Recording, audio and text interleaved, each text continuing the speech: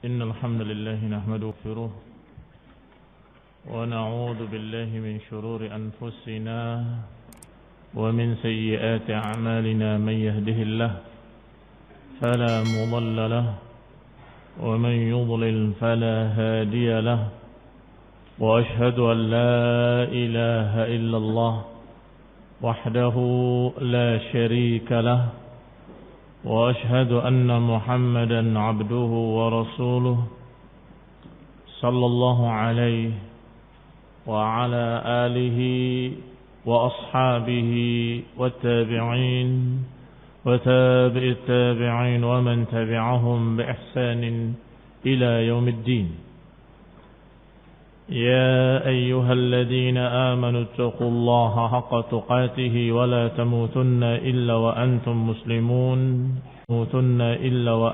مسلمون يا أيها الناس اتقوا ربكم الذي خلقكم من نفس واحدة وخلق منها زوجها وبث منهما رجالا كثيرا ونساء واتقوا الله الذي تساءلون به والأرحام إن الله كان عليكم رقيبا يا أيها الذين آمنوا اتقوا الله وقولوا قولا سديدا يصلح لكم أعمالكم ويغفر لكم ذنوبكم ومن يطع الله ورسوله فقد فاز فوزا عظيما.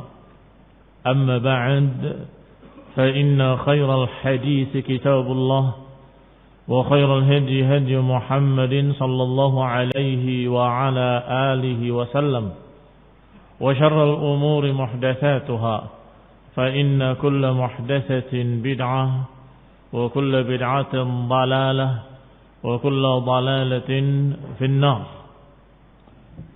Ikhwani fi din, a'azakumullah, kaum muslimin yang saya hormati.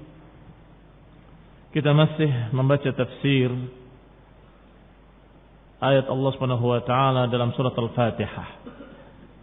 Dan sampai pada qauluhu ta'ala, iyyaka na'budu wa iyyaka nasta'in. Disebutkan kalimat iyyaka na'budu wa iyyaka nasta'in, dikatakan oleh Syekh Sa'di rahimahullah, ay nakhussuka wahdaka bil ibadati wal isti'anah. Yani mengkhususkan engkau, kami mengkhususkan engkau ya Allah, wahdaka, sendirinya, dengan ibadah dan isti'anah. Kenapa ditafsirkan dengan nakhussuka, mengkhususkan engkau dalam ibadah dan mengkhususkan engkau dalam meminta pertolongan? Karena taqdim al-ma'mul yufidul hasr, karena didahulukannya al-ma'mul itu memberikan faedah pengkhususan. Yani kalimat al-hasr menunjukkan makna al-hasr, hanya kepadamu. Demikian bahasa Arab kalau ma'mulnya didahulukan. Beda dengan kalau kita berkata na'buduka wa nasta'inuka, aku beribadah kepadamu dan aku meminta tolong kepadamu. Ini masih tidak mengandung makna takhsis, tidak mengandung makna pengkhususan. Bisa saja seorang berkata aku beribadah kepadamu, tetapi beribadah pula pada yang lain. Nasta'inuka, aku minta tolong kepadamu, tapi dia minta tolong pula kepada selain Allah Ta'ala. Ini khairullahazakumullah kalau ma'mulnya di belakang. Tetapi kalau didahulukan ma'mulnya iyyaka na'budu wa iyyaka nasta'in, kepadamu aku beribadah dan kepadamu aku meminta pertolongan, ini maknanya takhsis. Yani hanya kepadamu aku beribadah dan hanya kepadamu aku meminta pertolongan. Di sini ada pertanyaan, kenapa kok tiba-tiba pembicaraan berubah menjadi mukhatab, menjadi yang langsung diajak bicara dengan kalimat engkau, engkau. Padahal di ayat pertama, kedua, dan ketiga dengan dhamir ghaib. Alhamdulillah, segala puji bagi Allah yang Dia Maha Rahman, yang Dia Maha Rahim, yang Dia Malik Yaumiddin, yang Dia orang ketiga. Tapi tiba-tiba dan kepadamu. Di sini Ibnu Katsir rahimahullah menyatakan bahwa kenapa kok bisa berubah dari pembicaraan tentang Allah dengan dhamir yang ghaib tiba-tiba langsung dengan dhamir mukhatab, kepadamu ya Allah. Jawaban dari beliau bahwasanya ketika kita memuji Allah dengan kalimat alhamdulillahi rabbil alamin, segala puji bagi Allah Rabbul alamin, Ar-Rahmanir Rahim, yang maha penyayang, yang maha memiliki rahmat. Kemudian sampai kalimat Maliki Yaumiddin, penguasa di hari pembalasan. Maka dengan pujian tadi kita semakin dekat dengan Allah. Semakin dekat dengan Allah, maka ketika kita sudah dekat dengan Allah, kita katakan, ya Allah, aku kepadamu beribadah. Aku kepadamu minta pertolongan.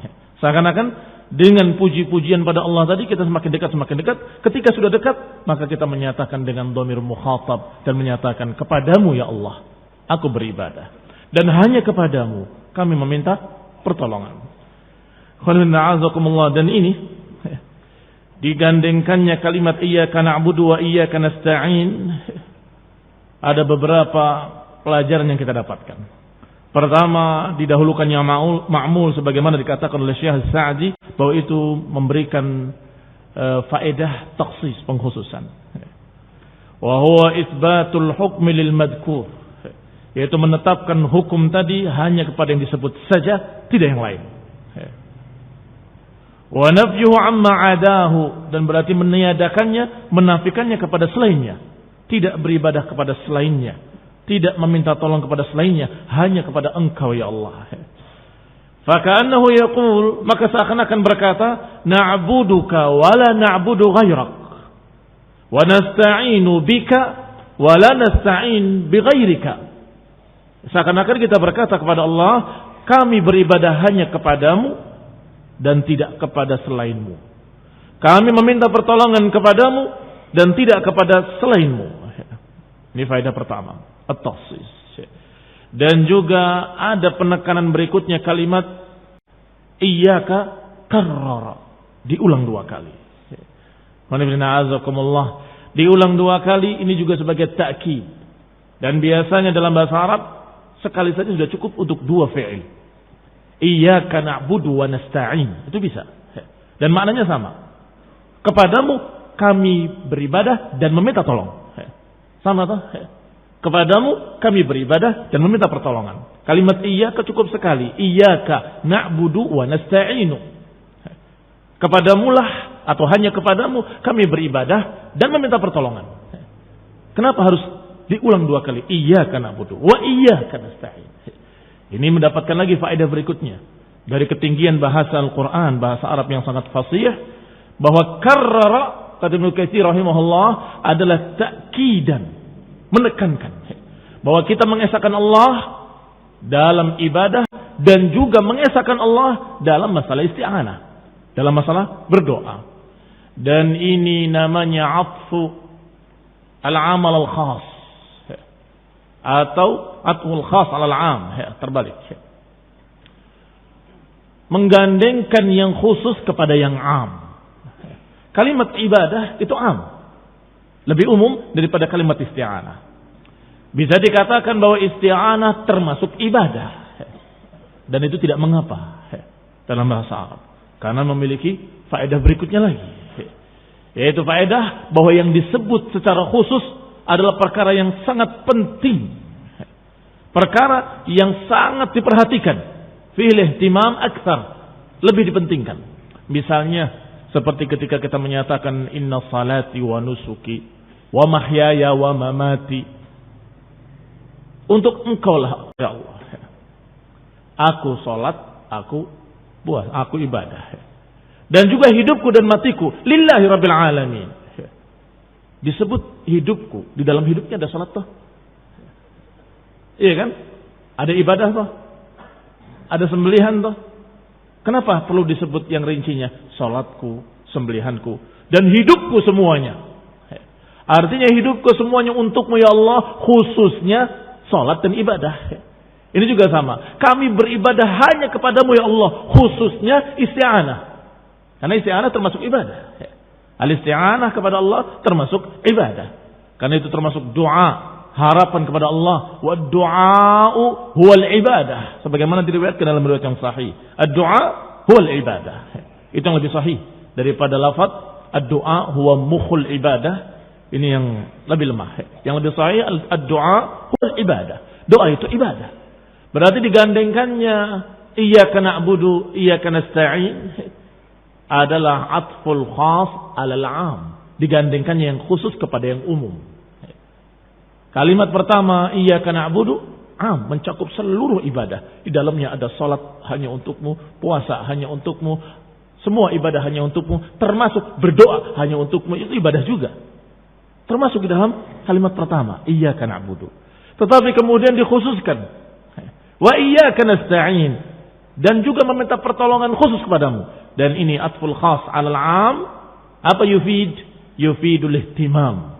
Memberikan faedah, mementingkan yang disebut tadi bahwa isti'anah itulah sesuatu yang harus juga kepada Allah saja dan harus dimurnikan hanya kepada Allah Taala. Dan sering Allah Subhanahu wa taala menyebutkan dalam Al-Qur'an setelah bicara ibadah, bicara tentang meminta pertolongan atau bergantung atau tawakal. Dan itu sering sekali. Seperti dalam ayat Allah Subhanahu wa taala, fa'budhu wa tawakkal 'alaihi. Fa'budhu wa tawakkal 'alaihi. Beribadahlah kepada Allah dan bertawakallah kepadanya. Tawakal termasuk ibadah.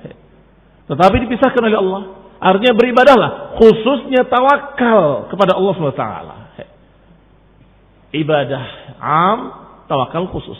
Dan tawakal maknanya sama, isti'anah terkandung di dalamnya. Bahwa kami bergantung kepada Allah, kami mengharapkan dari Allah pertolongan, bantuan, dukungan, taufik. Demikian pula ayat Allah Subhanahu wa taala yang menyatakan qul huwar rahman amanna bihi wa 'alaihi tawakkalna. Katakan dialah Ar-Rahman. Amanna bihi, kami beriman kepadanya. Beriman am. Kemudian dikhususkan wa 'alaihi tawakkalna, dan kepadanya kami bertawakal. Demikian pula ayat lain, Rabbul masyriqi wal maghribi la ilaha illa huwa fattakhidhu wakila. Dialah Rabbul masyriq wal maghrib. La ilaha illa hu, tiada ilah yang berhak diibadahi kecuali dia. Fattakhidhu wakila, jadikanlah dia sebagai wakil, sebagai tempat bergantung. Demikian pula ayat yang bersama kita, iyyaka na'budu wa iyyaka nasta'in.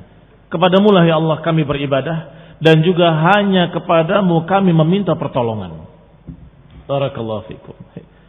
Beribadah hanya kepada Allah, khususnya masalah isti'anah hanya kepadamu saja, tidak kepada yang lain.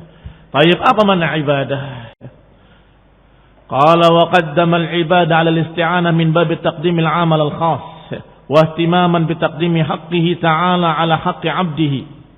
Bahwa didahulukannya ibadah atas isti'anah adalah karena didahulukannya yang 'am atas yang khas, dan digandengkannya yang khas atas yang 'am, yang terbalik. Taqdimul 'am 'alal khas, didahulukan yang umum dulu kemudian yang khusus. Atau dengan bahasa lain, atful khas 'alal 'am, digandengkannya yang khusus kepada yang 'am. Wa ihtimaman bi taqdimi haqqihi ta'ala 'ala haqqi 'abdihi, dan karena lebih mementingkan hak Allah daripada hak hambanya. Taib, apa itu ibadah? Hak Allah yang harus dilakukan kepada para hamba. Iya kan? Taib, apa isti'anah? Hak hamba yang diminta kepada dari Allah. Sahih? Apa maknanya isti'anah? Meminta pertolongan. Hamba meminta haknya dari Allah Subhanahu wa taala. Ya Rabb, kami sudah berupaya untuk beribadah kepadamu, kami mengisahkan engkau dan sebagainya, maka berilah kepada kami aun, pertolongan. Mana yang lebih didahulukan, hak Allah atau hak hamba. Hak Allah dulu. Maka disebutkan dengan iyyaka na'budu dulu, baru kemudian iyyaka nasta'in. Min taqdim, didahulukannya hak Allah ala haqqi 'abdihi, atas hak hambanya. Wal ibadah ismun jami'un likulli ma yuhibbuhu Allah wa yardah. Yang namanya ibadah adalah nama dari seluruh apa yang dicintai oleh Allah Subhanahu wa taala dan diridhoinya. Semua yang dicintai oleh Allah dan diridhoi oleh Allah, maka itu ibadah. Sehingga ibadah tidak hanya salat, puasa, haji dan zakat. Kadang-kadang perkara-perkara tersebut disebut dengan ibadah mahdhah. Ibadah mahdhah, ibadah yang murni, yang hanya ibadah di dalamnya, yang tidak ada kaitannya dengan yang lain. Tetapi sesungguhnya nama ibadah itu mencakup semua yang diridhai oleh Allah Subhanahu wa taala. Amalan sekecil apapun, kalau diniatkan untuk Allah dan diridhai oleh Allah sesuai dengan sunnah Rasulullah, maka itu ibadah. Sehingga walaupun imatatul adha atau imatatul adha 'anil tariq, menghilangkan gangguan dari jalan kaum muslimin, dikerjakan karena Allah, maka itu ibadah dan termasuk iman. Walaupun sekecil itu, bahwa iman a'laha la ilaha illallah wa adnaha, yang paling rendahnya imatatul adha 'anil tariq, menghilangkan gangguan dari jalan, maka itu pun ibadah. Kamu berbuat kebaikan sekecil apapun, kalau diridhoi oleh Allah Subhanahu wa taala, niatnya karena Allah Subhanahu wa taala dan sesuai dengan sunnah Rasulullah SAW, maka itu ibadah. Berarti semua yang diridhai, semua yang dicintai oleh Allah Subhanahu wa taala, maka itu adalah ibadah. Dikatakan ismun jami'un likulli ma yuhibbuhu Allah wa yardah minal a'mali wal aqwali dhahirah wal batinah. Semua yang dicintai oleh Allah dari perbuatan-perbuatan ataupun ucapan-ucapan yang lahir maupun yang batin, yang zahir terlihat ataupun yang tersembunyi dalam hati. Ucapan yang di lidah atau ucapan yang di hati, kalau diridhoi oleh Allah, itu ibadah.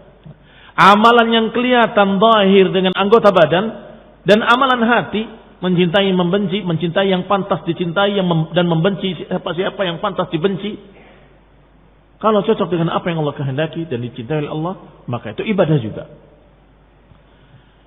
Zahirah wal batinah, yang lahir maupun yang batin, yang tampak maupun yang tidak tampak. Syaratnya dicintai oleh Allah Subhanahu wa taala. Maka kata Ibnu Qayyim rahimahullah, ini definisi apa yang disebutkan oleh Syekh Sa'di rahimahullah, dinukil dari ucapan Syekhul Islam Ibnu Taimiyah dalam kitab Al-Ubudiyah. Sedangkan Ibnu Qayyim rahimahullah menyatakan wa madaruhu 15, dan lingkup ibadah ini ada 15. Man kammalaha kammala maratiba al-ibadah. Siapa yang menyempurnakannya berarti dia menyempurnakan peringkat-peringkat ibadah. Dan siapa yang kurang berarti kurang lengkap, kurang sempurna ibadahnya. Apa itu 15? Kata Ibnu Qayyim rahimahullah, penjelasannya adalah bahwa ibadah dilakukan dengan lisan, dilakukan dengan anggota badan, dan dilakukan dengan hati. Berarti ada 3 ibadah. Ibadatul lisan, ibadatul jawarih, wa ibadatul janan. Atau dengan bahasa Ibnu Qayyim, ibadatul lisan, ibadatul janan, wa ibadatul arkan. Semuanya dengan nun. Lisan, lidah. Janan, qalb, hati. Arkan, ini anggota badan. Ada 3 macam ibadah. Ibadah dengan ucapan, ibadah dengan hati, dan ibadah dengan anggota badan. Dan masing-masing dari 3 macam ibadah ini memiliki 5 hukum.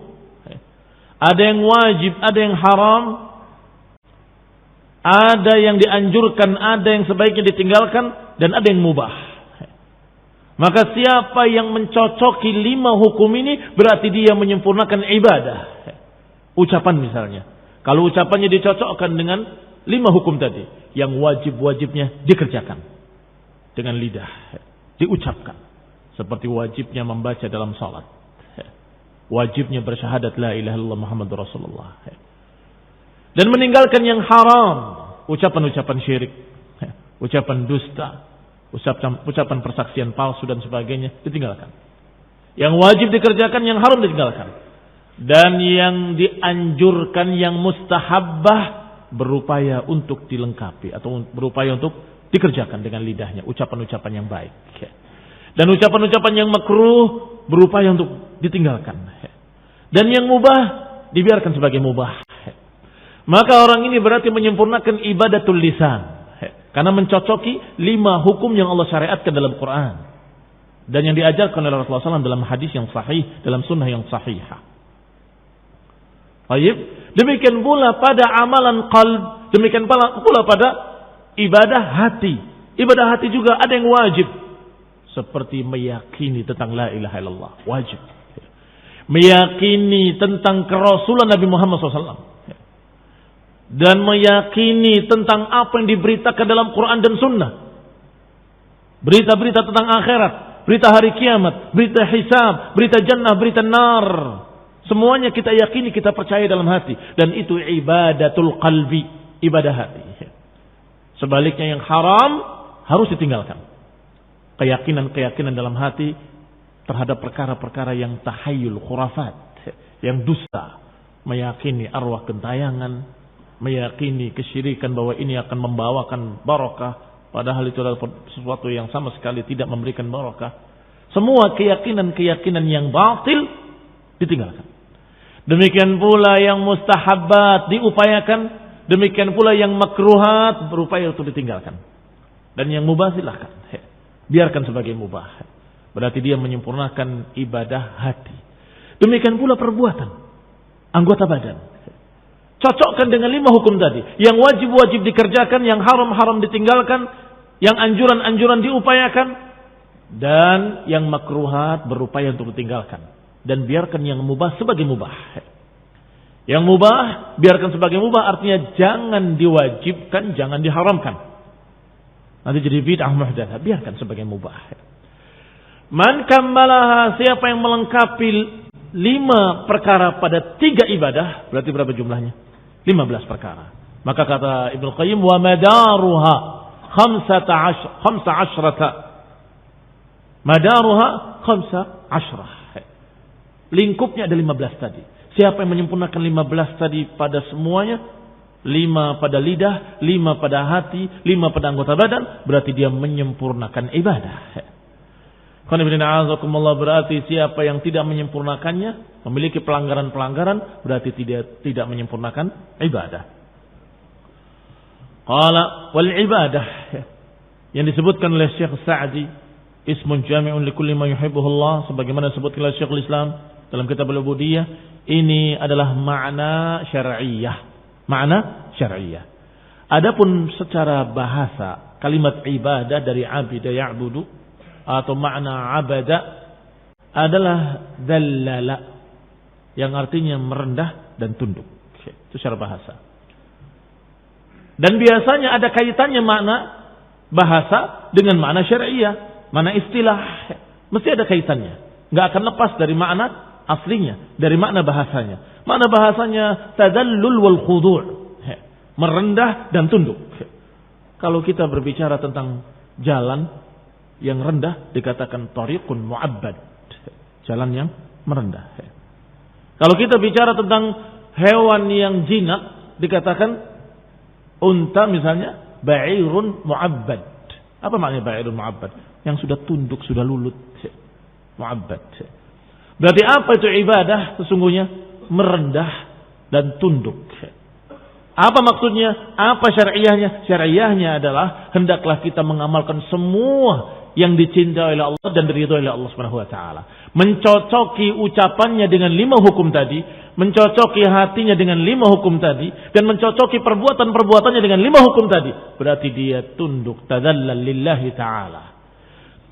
Kembali kepada kita. Qala wal isti'anah. Adapun makna isti'anah adalah al-i'timad 'ala Allah Ta'ala fi jalbil manafi' wa daf'il madar.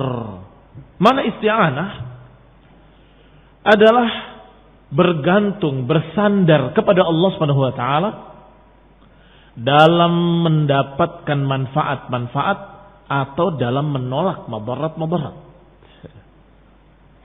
Manusia ketika khawatir dari kejelekan-kejelekan berlindung pada Allah SWT.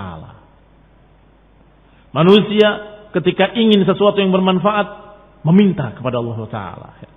Berlindung dan meminta, kedua-duanya terkandung dalam makna isti'anah. Jadi isti'anah lebih luas, mencakup perlindungan dan permintaan. Sehingga kalau dikatakan iyyaka nasta'in, kepadamulah aku beristi'anah. Kalau dikatakan kepadamulah aku meminta, kurang lengkap. Kepadamulah aku meminta dan juga berlindung dari kejelekan-kejelekan. Meminta kebaikan-kebaikan dan berlindung dari kejelekan-kejelekan. Sehingga kalimat yang paling tepat isti'anah. Iyyaka nasta'in. Karena maknanya i'timadun 'ala Allah, bersandar kepada Allah SWT dalam mendapatkan kebaikan-kebaikan dan dalam menolak kejelekan-kejelekan. Dan ma'adziqati bihi, diiringi adziqah, kepercayaan kepada Allah bahwa Allah akan kasih. Kalau tidak ada thiqah, nggak ada kepercayaan bahwa Allah akan kasih, maka ini adalah perkara yang tidak dikatakan isti'anah. Seorang beristi'anah harus memiliki dua tadi. Satu, dia menyandarkan dirinya kepada Allah dalam sesuatu yang dia butuhkan ataupun dalam sesuatu yang dia takuti. Bersandarnya kepada Allah. Kedua, as-thiqah bihi fi tahsili dzalik. Percaya, yakin bahwa Allah akan mengabulkan doanya. Saya doa tapi percuma. Allah enggak akan kasih. Itu namanya bukan doa. Karena doa harus diiringi dengan harapan-harapan. Harus diiringi dengan raja. Karena ibadah di dalamnya ada khaufun, ada raja, ada rasa takut, ada rasa harap. Takut Allah Subhanahu wa taala murka kepadanya dan berharap kalau Allah memberikan rahmat. Berarti apa isti'anah? Isti'anah adalah bersandar pada Allah Subhanahu wa taala. Oleh karena itu Ibnu Katsir rahimahullah membawakan ayat-ayat yang berkaitan dengan tawakal. Karena maknanya mirip dengan itu. Fa'budhu wa tawakkal alaih. Beribadahlah kepada Allah dan bertawakallah. Artinya bergantunglah kepada Allah dalam segala hal. Apakah dalam hal-hal yang kalian inginkan atau dalam hal-hal yang kalian takuti. Bergantung pada Allah. Kita sungguhnya berharap begini. Tawakal Allah. Mudah-mudahan Allah kasih. Aku khawatir akan terjadi yang kejelekan begini. Tawakal Allah. Mudah-mudahan Allah akan hindarkan yang demikian. Sehingga mereka al-abidun, orang yang beribadah pada Allah Subhanahu wa taala, dia akan memiliki di hatinya harapan kepada Allah Subhanahu wa taala. Bersandar kepadanya, bergantung kepadanya dalam mendapatkan manfaat-manfaat atau dalam upaya untuk mendapatkan apa yang dia inginkan dan menolak apa yang dia takuti. Wal qiyamu bi ibadatillahi wal isti'ana bihi wal wasila lis sa'adatil abadiyah. Digandengkan dua perkara ini, ibadah dan isti'anah. Karena dengan tegaknya dua perkara ini akan tegak pula sa'adah al-abadiyah. Sa'adah kebahagiaan al-abadiyah yang kekal abadi. Abadiyah ini abadi, kekal. Kenapa kekal? Karena kebahagiaannya dunia wal ukhra, dunia wal akhirah, dunia dan akhirat. Siapa yang beribadah pada Allah saja, tidak beribadah pada yang lain, dan memintanya hanya kepada Allah saja, tidak minta pada yang lain, maka dia akan mendapatkan sa'adah fid darain, di dua negeri, di dari dunia wa daril akhirah, di negeri dunia dan negeri akhirat. Maka dikatakan sa'adah al-abadiyah oleh Syekh Sa'di rahimahullah. Wa najata min jami'i syurur, dan orang tersebut akan mendapatkan keselamatan. Najah, keselamatan. Min jami'i syurur, dari segala macam kejelekan-kejelekan. Dunia apa akhirat? Dua-duanya. Kejelekan dunia dan kejelekan akhirat. Subhanallah. Kulli syurur, segala macam syurur, dunia wal akhirah. Fala sabila ila najati illa bil qiyami bihima, maka tidak akan dia selamat kecuali dengan menegakkan dua perkara.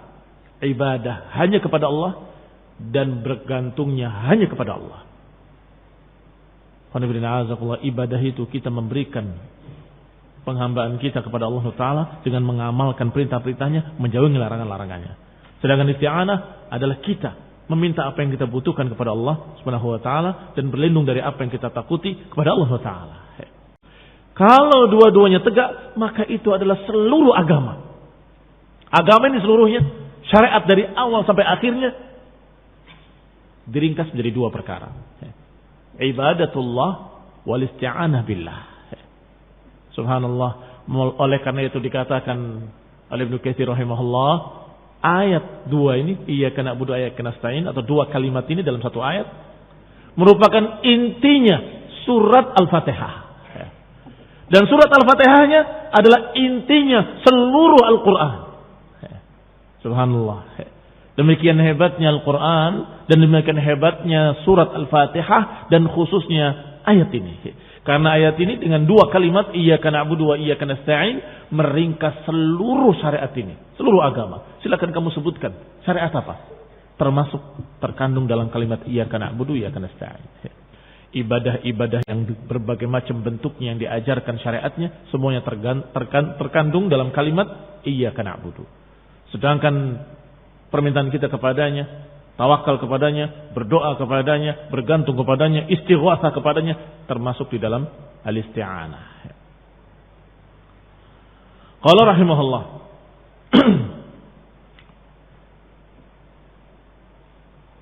wa innama takunu al-ibadatu ibadatan idza kanat ma'khudatan an Rasulillah sallallahu alaihi wasallam maqsudan biha wajh Allah. Dan ibadah dikatakan ibadah kalau dia dalam keadaan diambilnya dari Rasulullah SAW, artinya sesuai dengan sunnah, dan ditujukan untuk Allah Subhanahu wa taala saja, baru dikatakan ibadah. Dua syarat ini harus. Ma'khudatun an Rasulillah, diambilnya dari Rasulullah, berarti ibadah harus sesuai dengan ajaran Rasul. Dan maksud, tujuannya maksudah adalah untuk Allah Subhanahu wa taala, tidak yang lain. Fa bihadzainil amrayn takunu ibadatun. Maka dengan dua perkara ini jadilah ibadah. Kanatnya sekarang atau takununya sekarang tamah, bukan naqisah.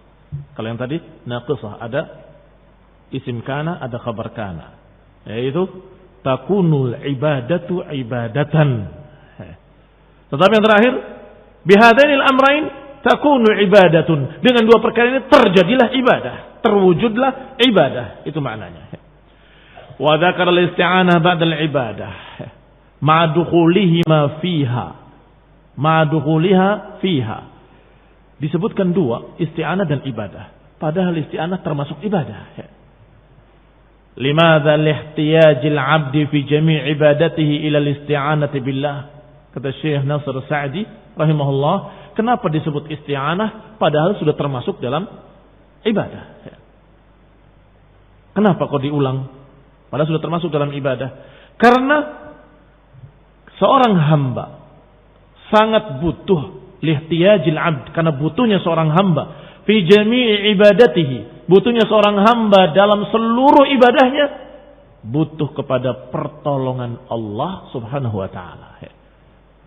Jangan merasa sombong kita bisa beribadah tanpa bantuan Allah.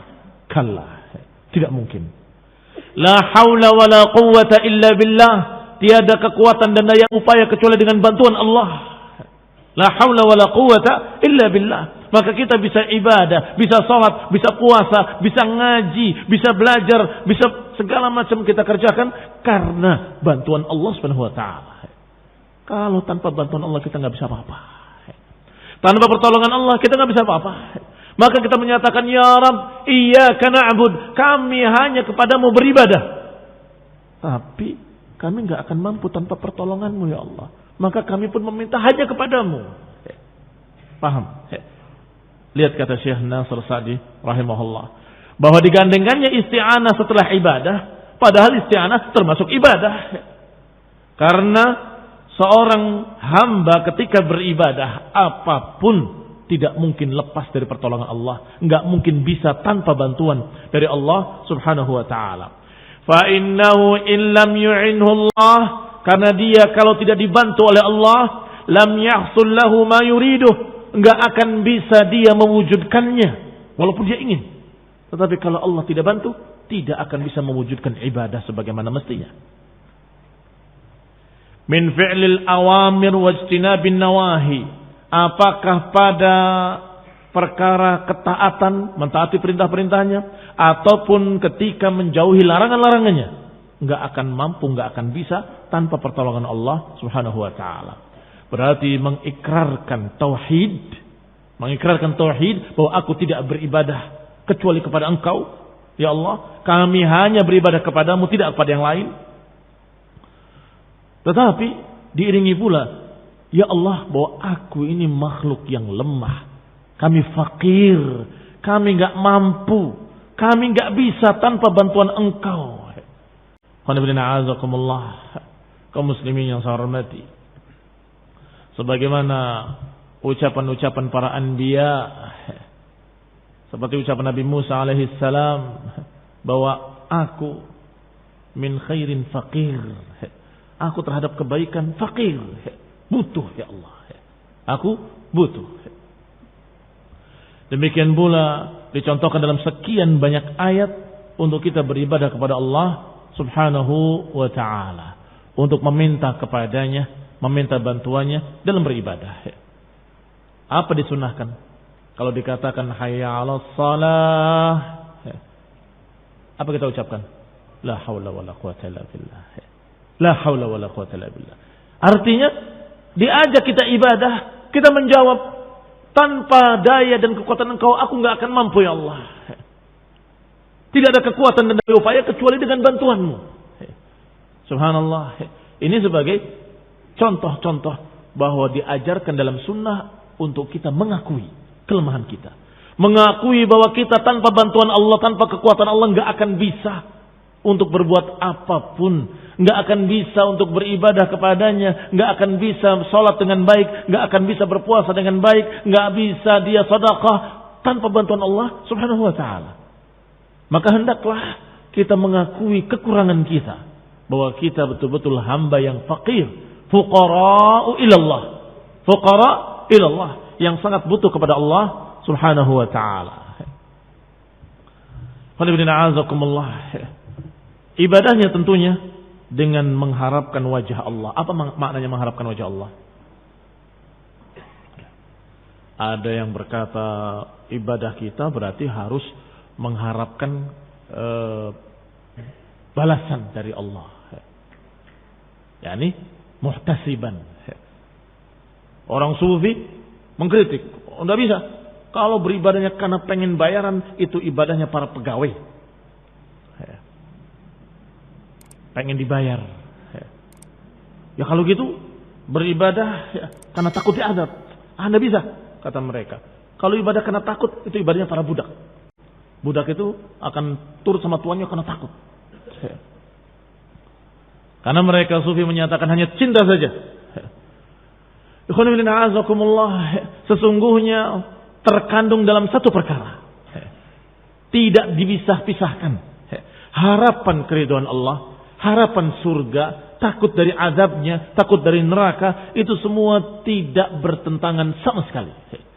Mereka yang mempertentangannya berarti mereka dalam keadaan memiliki kesesatan dalam hatinya. Bahwa tiga perkara enggak bisa dipisahkan. Seorang yang berharap pada Allah pasti mengandung rasa takut. Takut gak diberi apa yang diharapkannya. Iya kan? Kalau dia tidak takut untuk tidak diberi harapannya, berarti tidak berharap. Berarti tidak berharap. Sekarang dibalik. Seorang yang takut, saya beribadah dengan takut saja. Orang yang takut dari azab Allah pasti punya harapan untuk tidak diazab. Iya kan? Kalau dia tidak punya harapan untuk tidak diazab, berarti dia tidak takut. Berarti tidak bisa dipisahkan antara khauf wa raja. Dan khauf dan raja terkandung dalam perkara yang namanya cinta. Cinta yang dipahami di dunia saja mesti terkandung. Ada harap-harap cemas, harapan kebaikan dari yang dicintainya dan takut kejelekan dari yang dicintainya. Maka terkandung rasa harap dan rasa takut pada yang dicintainya. Maka demikianlah ibadah kepada Allah Subhanahu wa taala dengan cinta yang terkandung di dalamnya rasa harap dan rasa takut. Dan tidak mengapa, tidak salah seorang yang beribadah karena mengharapkan surga yang Allah persiapkan dan karena takut neraka yang Allah persiapkan. Tidak mengapa. Bahkan disuruh untuk takut dalam beberapa ayatnya. Apakah dikatakan dengan kalimat wattaqun naral lati waquduha an-nas wal hijarah, takutlah kalian pada neraka yang bahan bakarnya batu dan manusia. Allah yang mengancamnya. Maka kalau kita takut, benar menuruti perintah Allah Taala untuk takut pada neraka. Demikian pula surga. Allah suruh kita untuk berharap, wasari'u ila maghfiratin min rabbikum wa jannah. Bersegeralah kalian kepada maghfirah Allah dan jannah arduha ka'ardis sama'i wal ard, yang luasnya seluas langit dan bumi. Disuruh untuk berharap surga. Sehingga barakallahu fikum, kalau kita berdoa kepada Allah, beribadah pada Allah Ta'ala dengan harapan jannah dan takut neraka, itu sudah cukup. Karena dia beriman pada Allah, maka takut pada ancaman Allah. Karena dia beriman kepada Allah, maka dia berharap apa yang Allah persiapkan dari jannah. Ketika ada seorang A'rabi datang, dikisahkan dalam tafsir Ibnu Katsir, kemudian diajarkan berbagai macam perkara oleh Mu'adz. Mijatan. Diajarkan doa-doa. Kemudian datang kepada Nabi dan menyatakan, ya Rasulullah, inni la uhsin dandanataka wala dandanata Mu'adz. Innama as'alullah al-jannah wa a'udzu bihi minan nar. Arabi, memang kebanyakan mereka orang-orang yang sangat awam, sangat bodoh.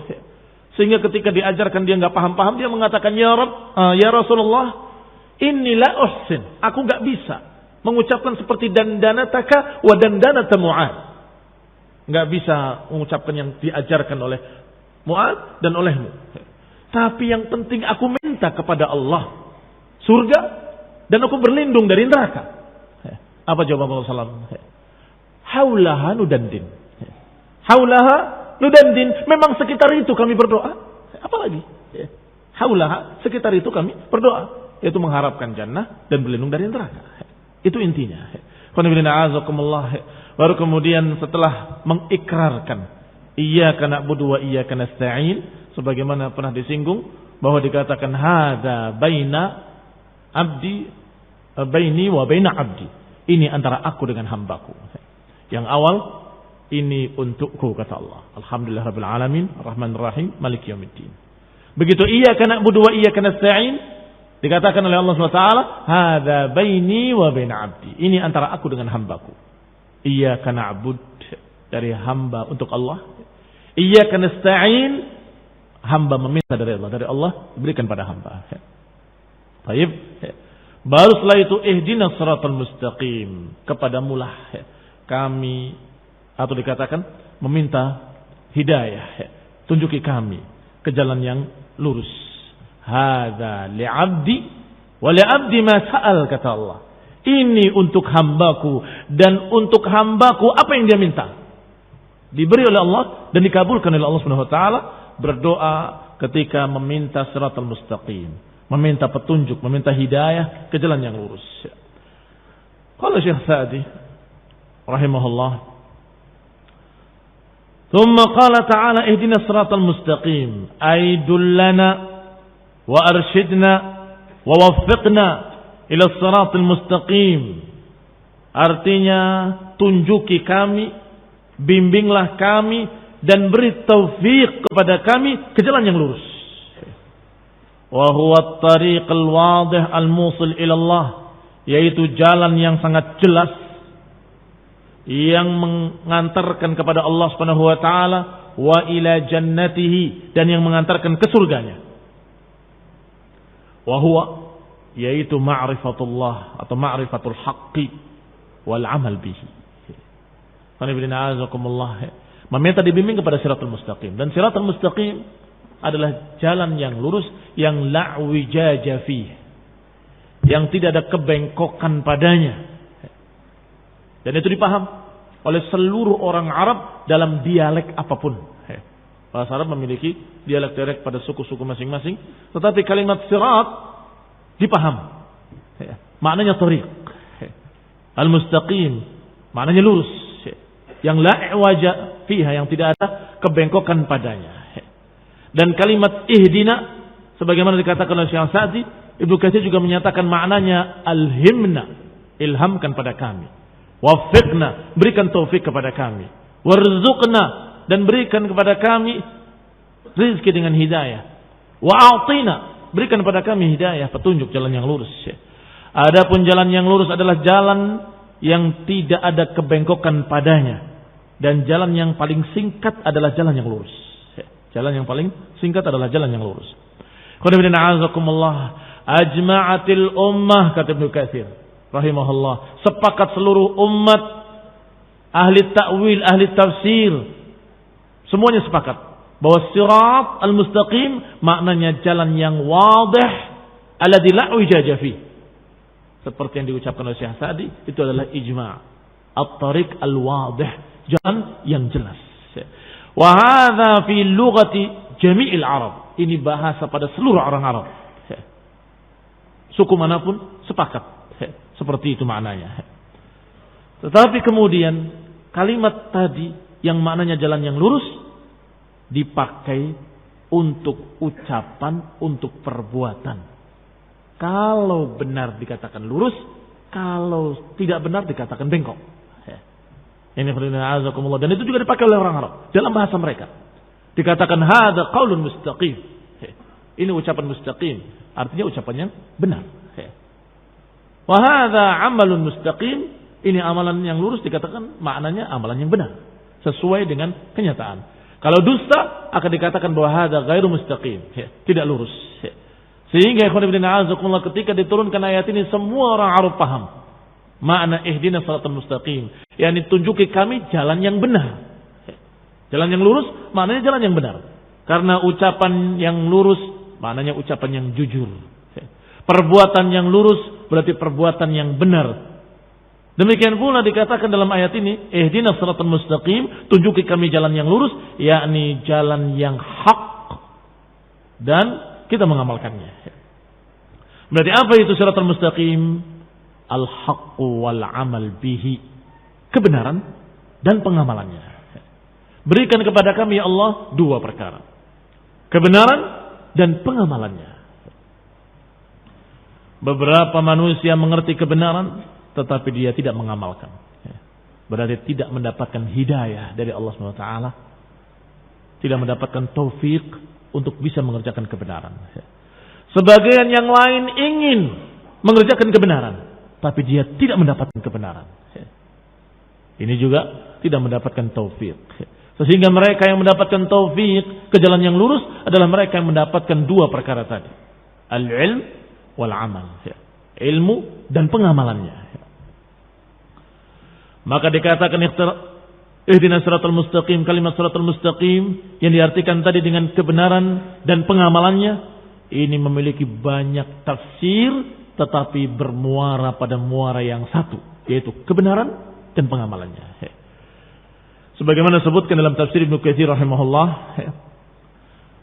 in kana yarji hasiluha ila syai'in wahid wa huwa al-mutaba'ah lillahi wal rasul.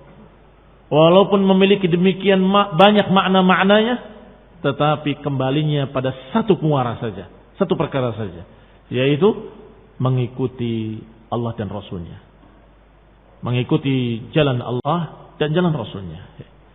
Seperti dicontohkan di sini oleh Ibnu Katsir, ada yang menafsirkan siratal mustaqim kitabullah, diriwayatkan secara mauquf dari Ali bin Abi Thalib, bahwasanya siratal mustaqim adalah kitabullah, Al-Quran. Ada juga yang diriwayatkan dari Harits al-A'war, dari Ali juga secara marfu', huwa hablullahil matin, siratal mustaqim adalah tali Allah yang kuat. Wa huwa dzikrul hakim, yaitu dzikrul hakim. Wa huwa siratal mustaqim, dan itulah siratal mustaqim. Demikian pula tafsir lainnya dari Abi Wa'il, dari Abdullah, qal huwal Islam, siratal mustaqim adalah Islam. Tafsir lainnya dari Ibnul Hanafiyah, cucunya Ali bin Abi Thalib radhiyallahu taala anhu, menafsirkan Shiratal Mustaqim, qal huwa dinullah alladzi la yaqbal minal ibadi ghairahu. Agama Allah yang Allah tidak terima kecuali dengan agama itu. Allah tidak terima dari para hamba kecuali agama itu. Maka itulah Shiratal Mustaqim. Ini semua tafsir dari Shiratal Mustaqim. Menafsirkan Islam, ditafsirkan Kitabullah, ditafsirkan Al-Haq. Tetapi muaranya sama. Kata Ibnu Qayyim rahimahullah, muaranya adalah tauhidullah fil ibadah wa tauhidur rasul fit ta'ah. Ketika Ibnu Qayyim rahimahullah menafsirkan ayat Allah SWT, wa anna hadza sirati mustaqiman fattabi'uh. Dan ketahuilah, kata Allah, inilah jalanku yang lurus. Inilah jalanku yang lurus. Kata Ibnu Qayyim, silakan tafsirkan dengan tafsir apapun. Mesti qutbu rahah, mesti intinya dua perkara. Tauhidullah fil ibadah wa tauhidur rasul fil mutaba'ah. Intinya dua. Mengesahkan Allah dalam ibadah dan menyendirikan Rasulullah dalam ikutan. Silakan tafsirkan. Silakan tafsirkan dengan tafsir apapun yang tadi. Intinya ini. Tayyib ditafsirkan kebenaran. Apa itu kebenaran? Kebenaran adalah mengesahkan Allah dalam ibadah dan menyendirikan Rasul dalam ikutan. Tayyib ditafsirkan Islam. Tayyib apa dasarnya Islam? Dasarnya Islam la ilaha illallah Muhammadur Rasulullah. Yaitu mengesahkan Allah dalam ibadah dan menyendirikan Rasulullah SAW dalam ikutan. Apalagi? Dinullah. Dinullah juga dasarnya itu. Tauhidullah fil ibadah wa tauhidur Rasul fit ta'ah. Sehingga silahkan fasir, kata Ibnu Qayyim rahimahullah, dengan tafsir apapun dari para ulama, intinya mesti dua perkara. Mengesahkan Allah dengan ibadah dan menyendirikan Rasulullah SAW dalam ikutan. Artinya beribadahnya hanya kepada Allah dan caranya hanya mengikuti Rasulullah. Itu jalan yang lurus. Siapa yang keluar dari dua rel ini, maka dia menyimpang sesat. Imma menjadi dhal, mubtadi', wa imma menjadi ahlul ahwa, wa imma dia kafir, keluar dari Islam. Na'udzubillah min dzalik. La ilaha illa anta astaghfiruka wa atubu ilaik. Wassalamu alaikum warahmatullahi wabarakatuh. La ilaha illa anta astaghfiruka wa atubu ilaik. Wassalamu alaikum warahmatullahi wabarakatuh.